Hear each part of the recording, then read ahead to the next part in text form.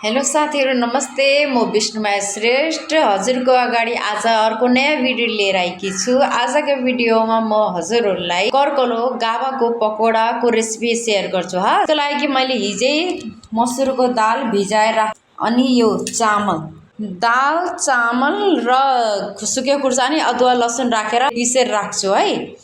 ल अब यो पिसेर रेडी भयो। ल पात पनि धोइयो पिसेको उसमा अब यो पातमा दल्छु है। हेर्नुस् त्यो पिसेको दाल चामलहरु लाउँछु है। हेर्नुस् यहाँ मैले दुईटा रोल बनाइसके छोट्यो मा कस्तो भछ भन्नुहोस्।